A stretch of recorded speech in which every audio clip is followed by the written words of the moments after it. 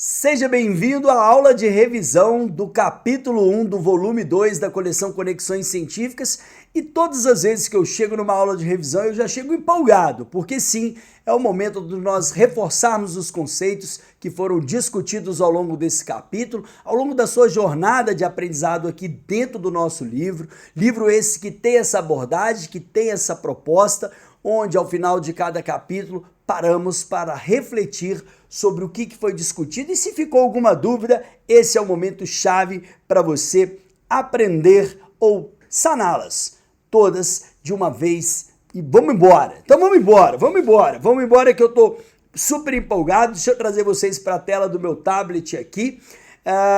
Você deve ter percebido que nós começamos por fenômenos moleculares e efeitos macroscópicos. Eu gosto muito desse tópico, porque particularmente, quando eu falo de fenômenos moleculares e efeitos macroscópicos, eu quero que você perceba a importância das forças intermoleculares governando os fenômenos, e para quando você olha para um resultado final, que é a sua visão macroscópica sobre uma bolha de sabão que se forma, a lente de um óculos que escurece, seja como for, é muito importante ter essa visão molecular. E foi para isso que nós iniciamos o capítulo 1 com essa abordagem, e aí para isso precisamos revisar sobre forças moleculares, explicar de novo o conceito de ligações químicas, polaridade das moléculas, vocês viram ali.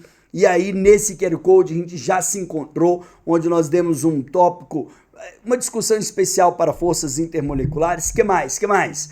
Bom, aí a gente entra dentro do assunto de forças intermoleculares. Tem esse experimento muito legal que vocês precisam fazer, experimento de quantas gotas cabem na superfície de uma moeda. Muito legal, vale super a pena vocês realizarem esse experimento.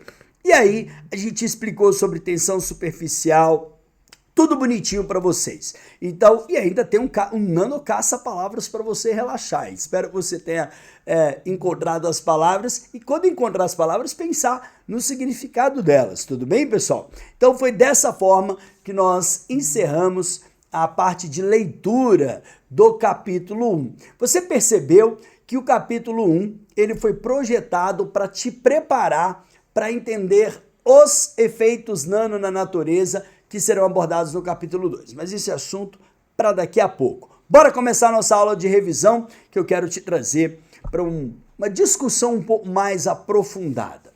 Antes de você nascer, a nanociência já governava a vida. Olha que curioso. Sim, a natureza domina a engenharia na nanoescala há 3 bilhões de anos. E se você olha para o seu corpo, se você olha para os processos biológicos, nós podemos considerar que existem nanomáquinas dentro de nós. Então, olha para uma célula, a forma como a energia é gerada numa mitocôndria que já está dentro da nanoescala, a forma como o RNA e DNA, como tudo está acontecendo ali dentro dessa célula, tudo está acontecendo dentro da nanoescala. É lógico que a gente entende isso como processos biológicos, é lógico que a gente entende cada um desses processos de maneira individual, a importância deles, mas nós podemos fazer essa associação de que o nosso corpo, né, é uma nanomáquina, né? Nós temos diversos processos biológicos extremamente que ocorrem a nível molecular, que ocorrem dentro da nanoescala. Muito bem, mas essa aula de revisão é para te lembrar que o nosso corpo é um motor biológico, de que todas as reações biológicas fundamentais, desde o funcionamento do DNA até a forma como algumas organelas se comportam, elas ocorrem dentro da nanoescala.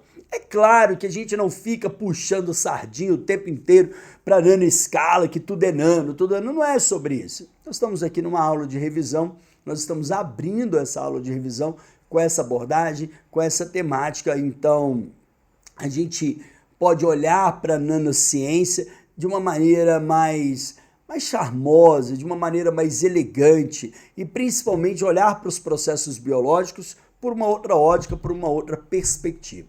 Vamos agora então começar a nossa aula de revisão.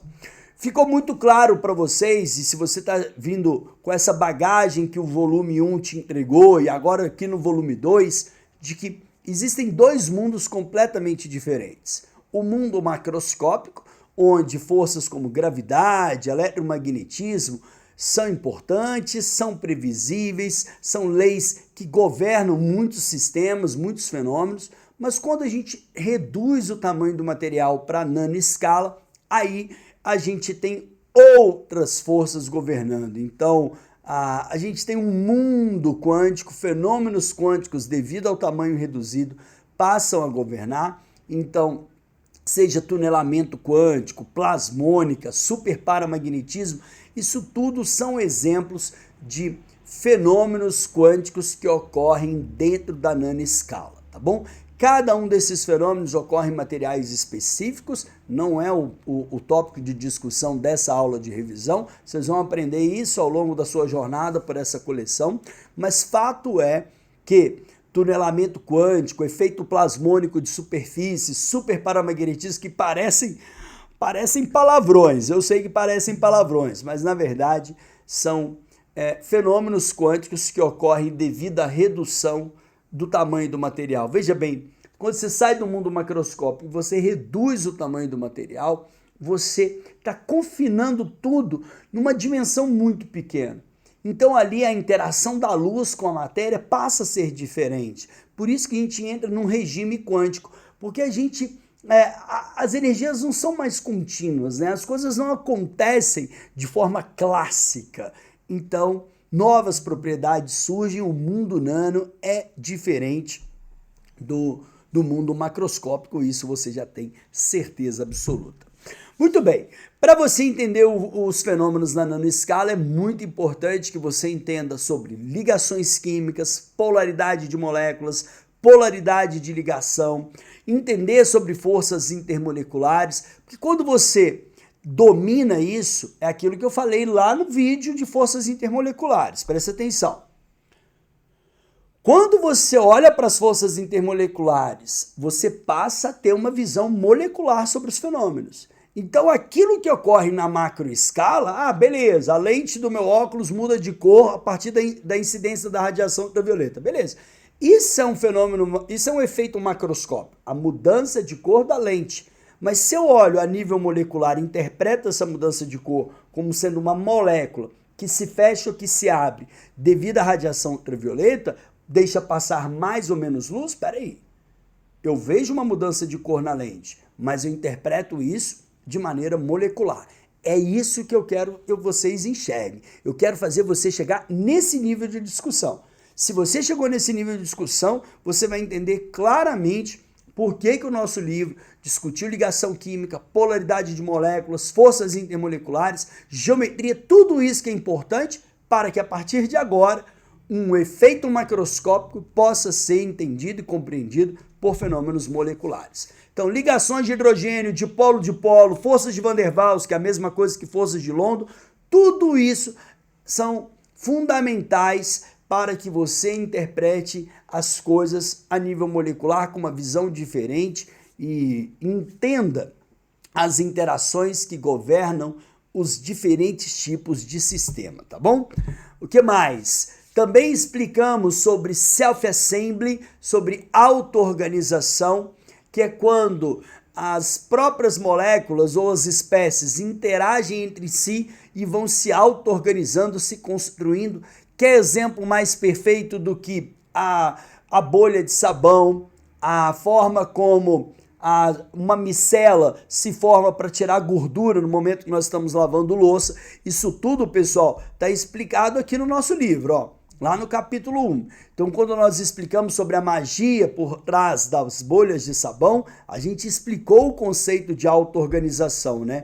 Então, nós pegamos aqui e explicamos como que ocorre esse sanduíche molecular, né? Que interessante, né? A espessura de uma bolha de sabão, ela está dentro da nanoescala, né? Ela tem espessura nano, mas nós conseguimos enxergar a bolha de sabão devido à interação da luz com a superfície, gerando aí as chamadas interferências ou cores iridescentes, e acabamos então vendo aquele monte de cor surgir na superfície. Mas, de novo, olha que interessante. Eu olho para uma bolha de sabão, macroscópico, e eu interpreto ela a nível molecular. É isso que o professor quer que vocês entendam nessa aula de revisão. Essa visão um pouco mais aprofundada sobre os fenômenos. Não é só olhar o macro. Vamos juntos entender o que está ocorrendo a nível molecular, combinado? Então isso tudo está detalhadinho aqui no livro, bem bonitinho, e por isso que a gente mostra que o self-assembly é um fenômeno importante dentro do mundo nano, a auto-organização, tudo bem? E essa auto-organização ocorre na natureza de diferentes formas, até como um floco de neve se forma, um floco de gelo. Isso é auto-organização, isso é self-assembly. A bolha de sabão é auto-organização. No fundo, auto-organização é como brincar de Lego. Cada peça de Lego, só que isso ocorre de maneira natural, né? Como se cada peça de Lego fossem se unindo umas às outras para montar uma nova estrutura, né? Isso que acontece na natureza, e nós, cientistas e pesquisadores, hoje somos capazes de manipular átomos e moléculas e organizá-los do jeito que nós quisermos. E isso é self-assembly construído do ponto de vista de reações químicas, de interação, de síntese, tá bem? A gente vai explicar isso. Muito bem. Reforçando mais uma vez, a anatomia de uma bolha de sabão, ela nos deixa claro de como que o self-assembly, a auto-organização se forma. Essa imagem é maravilhosa. Então, você tem a interação das moléculas de sabão com a sua cauda apolar e sua cabeça polar, formando esse sanduíche de água. E isso tudo, esse sanduíche molecular, essa interação espontânea que sustenta e forma a bolha de sabão. Por outro lado, a cor da bolha de sabão se deve exatamente para a interferência óptica. São cores iridescentes, esse é o nome que recebe. Essas cores iridescentes não são pigmentos, é a forma como a luz interage com a superfície da bolha de sabão. Ela é espalhada em várias direções, então é por isso que nós vemos esse arco-íris em cima da bolha de sabão, porque isso é uma interferência óptica, são espalhamentos que ocorrem na superfície, revelando aí essas diferentes cores. E, bom, isso por si só é dessa interação da luz com a superfície da bolha que a gente consegue enxergá-la, né? Interessante isso, porque essa espessura ela é nanométrica, mas devido à interação da luz com a superfície, ao espalhamento de luz, o espalhamento de luz me revela a bolha de sabão. Incrível isso, pessoal.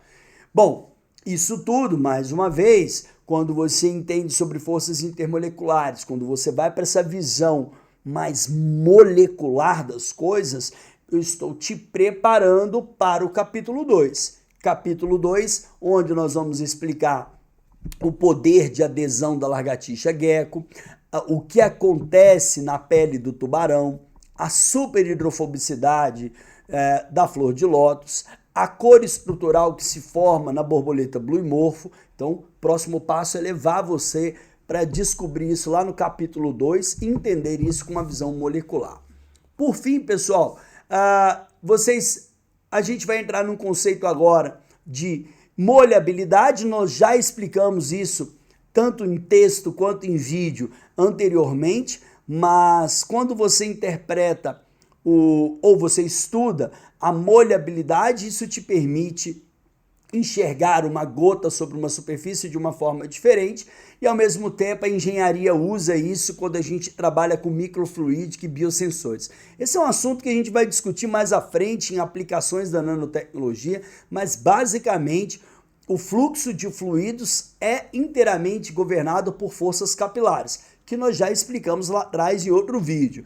Então isso já foi discutido. Essas forças capilares é hoje a base da microfluídica, é a base de funcionamento dos biosensores, e forças capilares, ou seja, forças de adesão e forças de coesão, são regidos por que nós vamos chamar aí das forças intermoleculares, tão discutidas nesse nosso capítulo.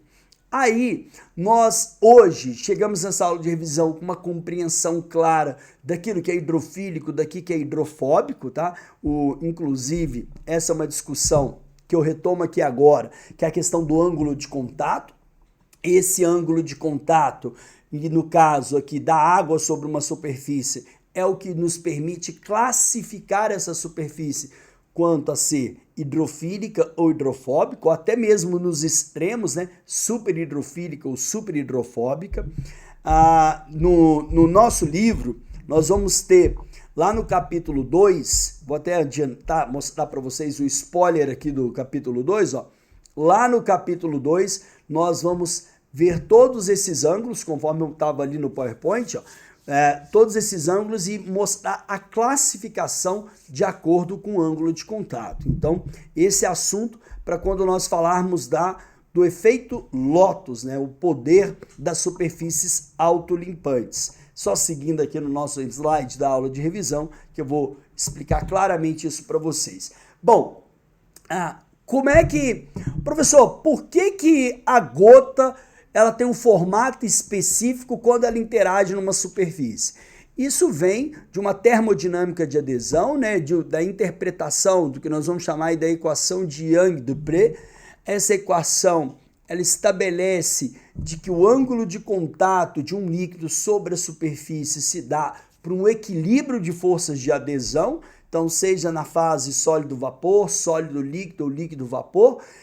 Se você estiver num nível aí mais avançado, você pode pesquisar na internet sobre a equação de Young-Dupré e você vai entender que existe uma energia associada para estabelecer esse equilíbrio de forças que determina o formato da gota de um líquido sobre uma superfície, sobre um sólido, tá bom? Vou deixar isso daí como um aprofundamento para vocês. Mas, basicamente, o que define, de uma linguagem sendo mais simplista na explicação, o que define o formato de uma gota, ou até mesmo da interação do líquido sobre a superfície, são as forças de coesão e forças de adesão. Nós já explicamos isso muito bem no vídeo lá na página 24, então nós deixamos claro para vocês e de novo a gente vem reforçar. Quando a gente fala em forças de adesão e forças de coesão, nós queremos que você tenha uma visão molecular sobre os fenômenos que ocorrem na nanoescala.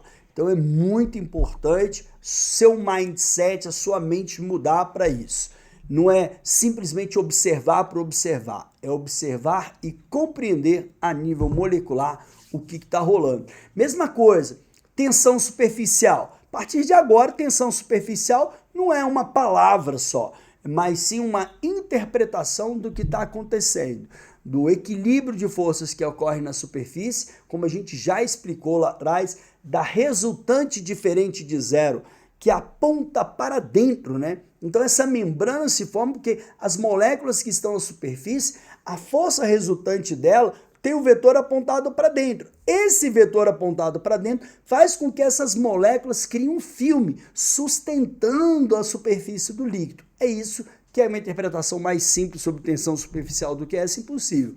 Então, muito importante que essa membrana invisível que governa a superfície se dá pelas interações intermoleculares que ocorrem no caso de ligação de hidrogênio. E o equipamento que mede a tensão superficial, ele se chama tensiômetro. Tensiômetro é um equipamento, você estuda a tensão superficial de todos os líquidos. Tensão superficial é uma propriedade inerente a todos os líquidos. Então você faz esse experimento em laboratório, tem um equipamento específico para isso, que se chama tensiômetro. Tem vários formatos, vários modos, melhor dizendo, de se medir a tensão superficial, mas o equipamento se chama tensiômetro, tá? Ele tem ali o método da gota Cécio, ele tem o método do anel, tem vários métodos para você medir a tensão superficial do líquido, você escolhe de acordo com a característica da amostra que você está estudando. Mas, professor, por que é tão importante entender essas questões sobre forças intermoleculares, interação de líquido com sólido? Por que isso é importante? Essa frase é uma grande verdade. Quem controla a interface constrói o futuro. Se você entende a interface do sistema, você entende todo o sistema. Se você entende a forma como um líquido se comporta na superfície de um sólido, peraí, isso abre caminho para você entender e até mesmo pensar sobre inovações tecnológicas. Se você consegue entender o comportamento da sua amostra, do seu líquido, do seu meio, você consegue pensar nas propriedades de uma outra perspectiva. Por isso que quem controla a interface constrói o futuro. Tá certo essa frase. Isso vai desde de estudos de física fundamental, desde engenharia de materiais, desde interpretação dos fenômenos biológicos e também da própria nanotecnologia. Então essa questão da auto-organização, isso tudo, quando você pega isso tudo e coloca nesse grande pacote de conhecimento adquirido, uau, eu consigo ter uma visão molecular sobre as coisas, eu consigo entender a dinâmica de fluidos, como que um fluido se comporta numa interface, e isso abre a minha mente, me permite estudar ou perceber as coisas de uma forma diferente. Então, pessoal, o nosso objetivo aqui nessa aula de revisão foi te mostrar o quão é importante você dominar os conceitos de forças intermoleculares, você entender sobre a auto-organização dos sistemas, sobre as propriedades inerentes como capilaridade, tensão superficial, como que isso tudo é regido por forças intermoleculares, e isso tudo te prepara para você entender os fenômenos na nanoescala a partir dos exemplos de efeitos na natureza que serão discutidos no próximo capítulo.